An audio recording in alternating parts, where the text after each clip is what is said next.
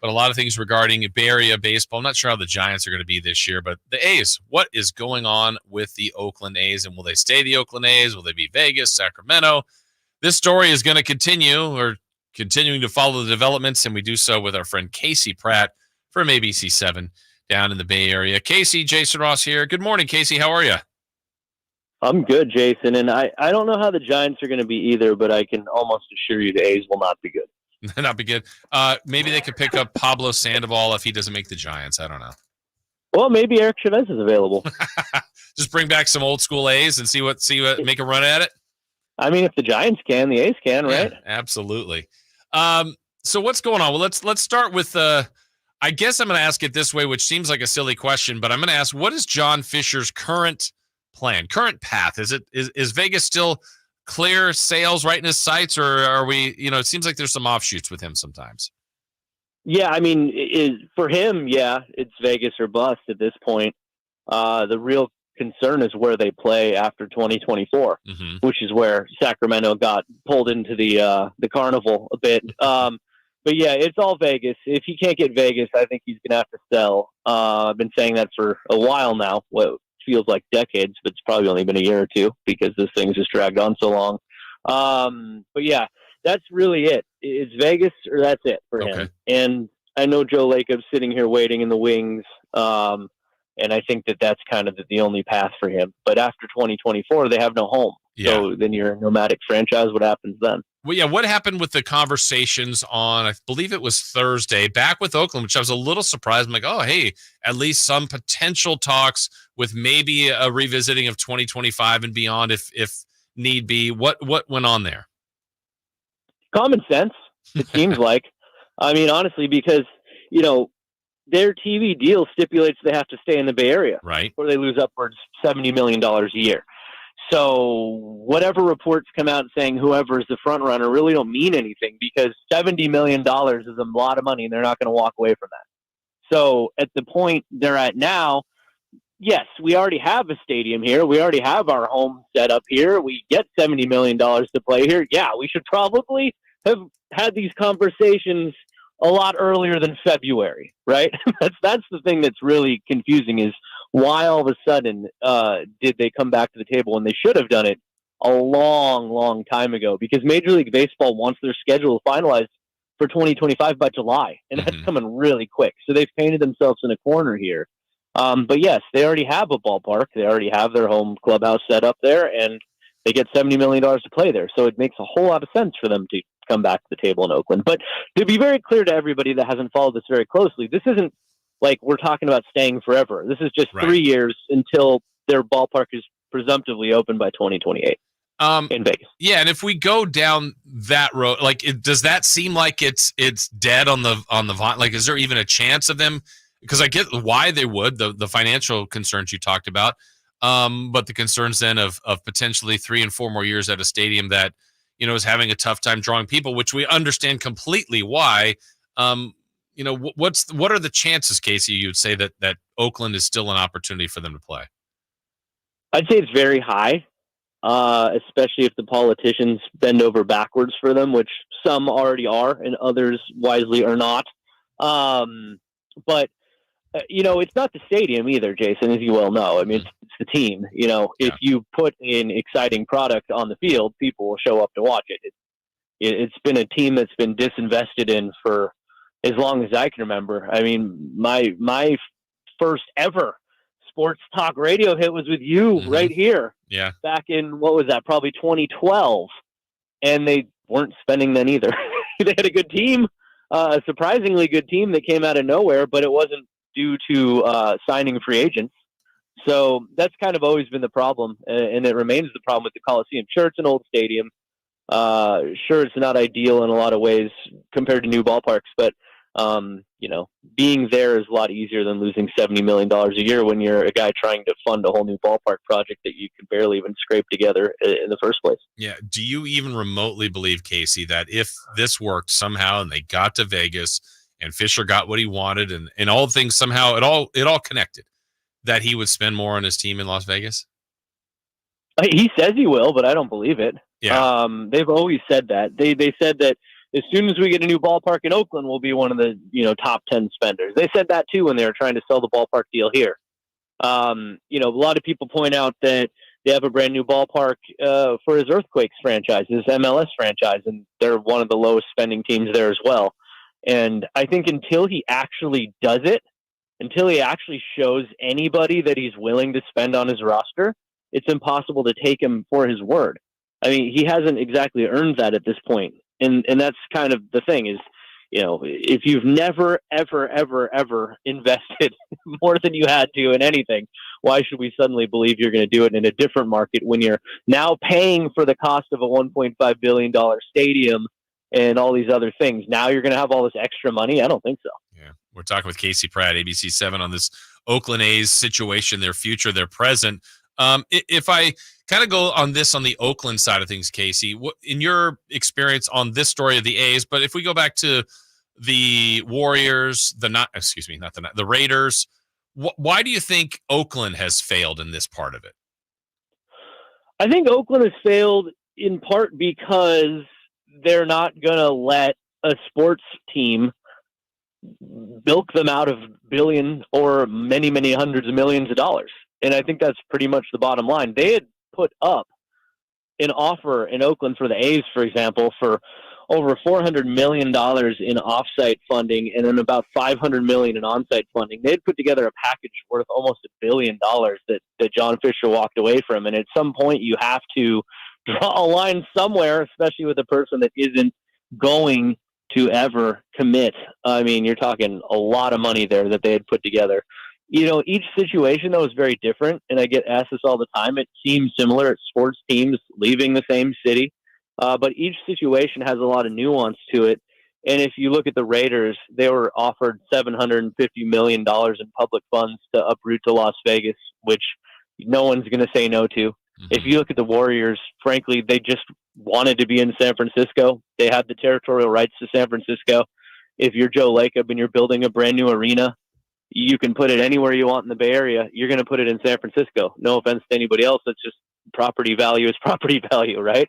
And so there weren't a whole lot of things that any of these people could do in these situations.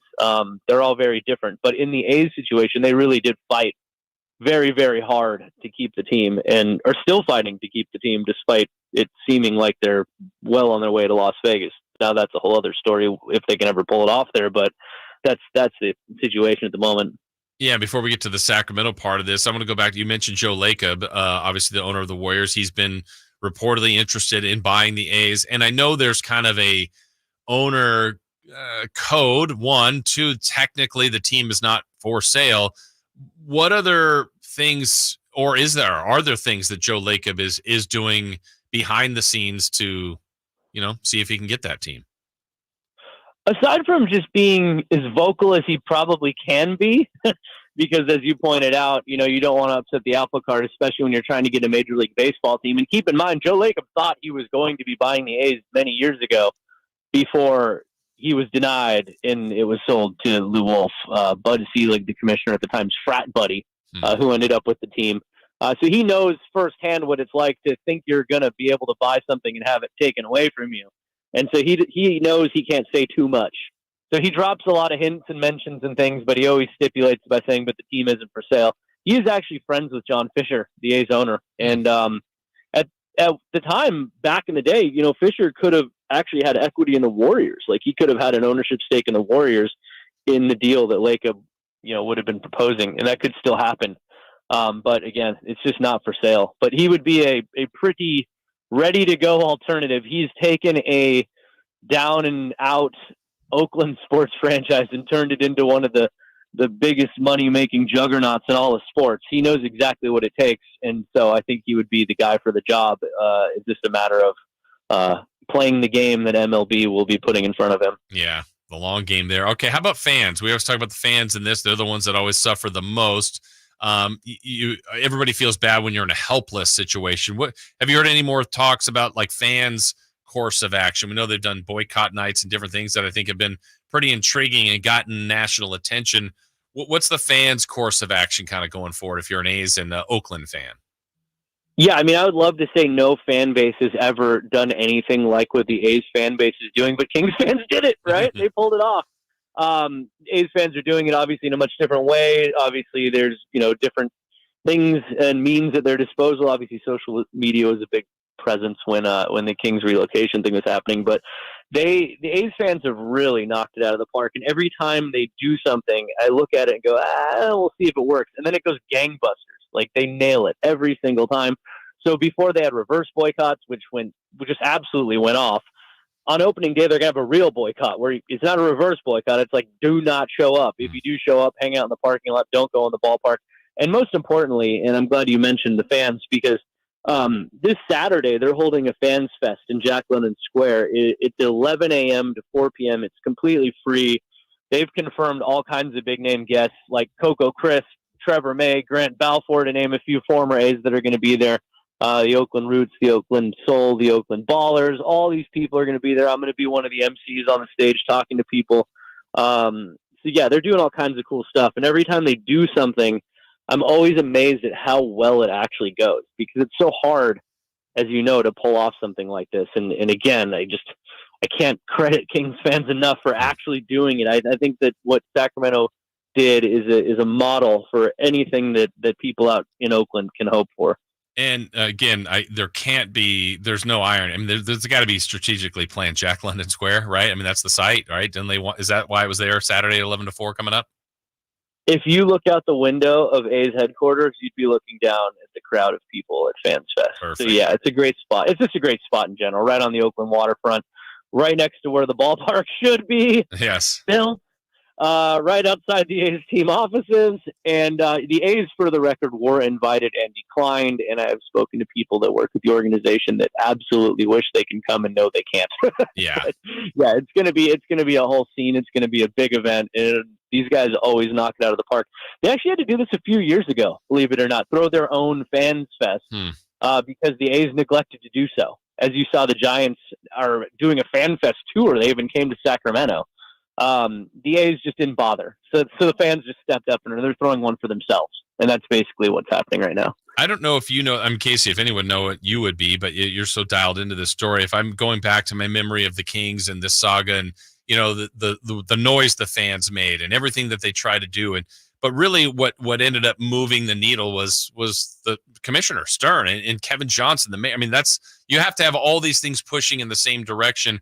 And you also, you start to get close enough to it and you hear a few other owners, I think it would be better if Sacramento stayed. And there was a few other people inside the NBA offices kind of pushing. It's like, this is really gaining momentum. Rob Manfred's not going to do anything publicly, certainly, to say that. But are you hearing anything, anywhere, any momentum from anywhere with a higher up amongst owners around the league or even in the commissioner's office of people pushing for the A's? Yeah, you heard even before the unanimous vote that the Padres owner, he passed away right before the vote, unfortunately, though. But there were reports that he was trying to rally a block to vote against the unanimous relocation of the A's to Las Vegas. You see Manfred's comments in the press lately at the most recent owners' meetings. He described the stadium in Vegas, the site, as adequate, and he expressed frustration in so many words with the timing of all of this because it's starting to really impact whether or not they can put out their 2025 plans. You can tell they're frustrated, but there's only so much they can do until they're really, really just done with this whole process. I think behind the scenes, there's a lot more frustration than there is outwardly. When you see the tippy top of the national baseball writers like Jeff Passan and Ken Rosenthal just bludgeon the A's Vegas plans and everything that's going on, that sort of tells you something, right? I mean, these are guys that are dialed in at the highest levels talking to MLB owners. I don't think these are comments that are made in jest. Let's just put it that way. So, yeah, I think there's a lot of frustration. I think that it's got to be coming to a head here. It really does. Yeah. Because, again, July, they need their schedule put out.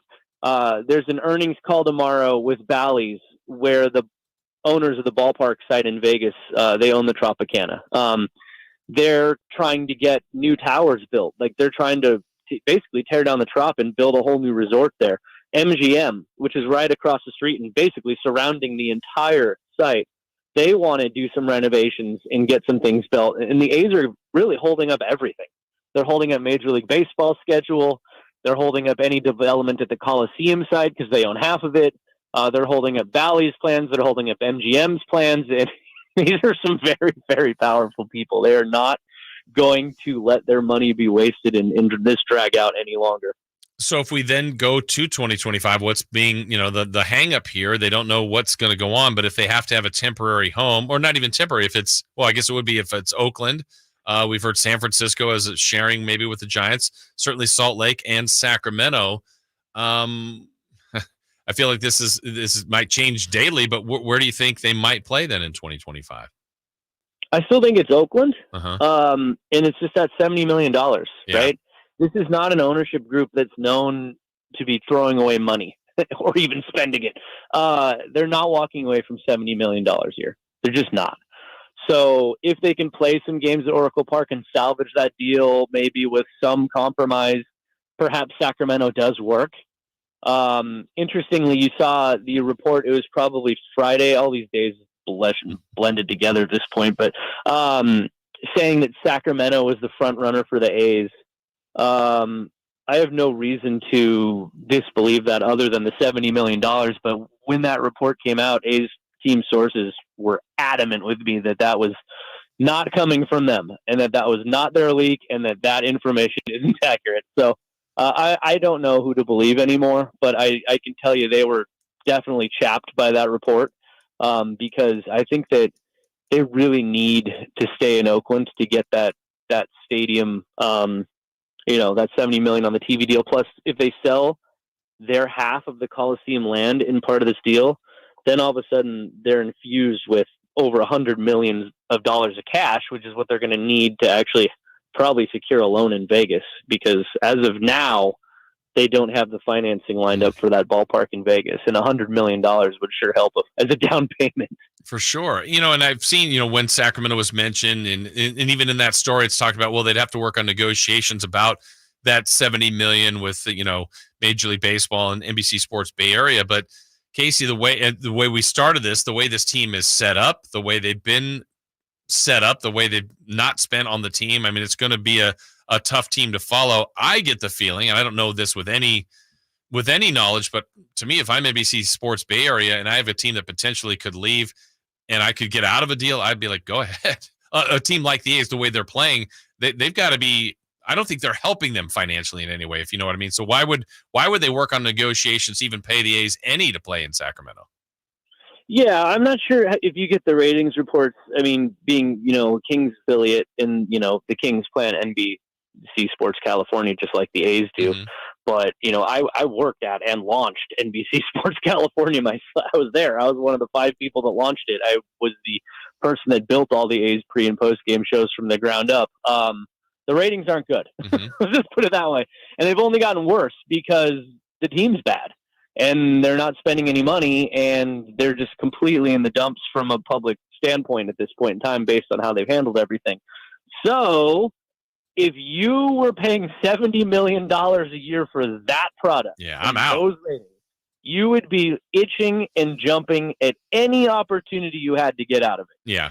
So if the A's came to me and said, oh, well, we might be playing somewhere else. I know it's not in our contract. Do you think you could make? I wouldn't even let him finish the sentence. Nope, I'm gone because $70 million is a lot of money to broadcast a ratings loser. And I'm telling you right now, and I this hurts me to say this. I grew up an A's fan. Mm-hmm. Even when they were at their best in the John Fisher years, their ratings were abysmal. They were nothing compared to the Giants' ratings. Even when the A's were at their absolute heights in 2012, 13, etc., they were still not getting good ratings then. So they're getting really, really, really, really poor ratings now, and you're going to itch and jump and scratch and claw any way you can get out of that contract if you're them. Yeah, and I don't know, I'm going to ask you to speculate on this. Let's dream pie in the sky for the A's and A's fans. So let's say somehow there's a complete turnaround, there's a reprieve, they stay in Oakland, they build at Jack London Square like they've talked about, and they start fielding a great team. We're 5 years, 8 years down the line. What kind of fan support? I know immediately there'd be a surge, but after that, like staying power, like let's say the team is good, what kind of fan support do you think they'd have in Oakland?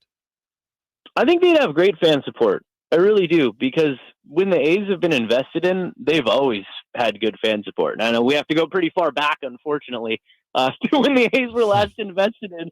But if you look at the Haas family ownership group, the late 80s, early 90s, the Bash brothers, all that, they were one of the highest, and at one time the highest payroll in baseball.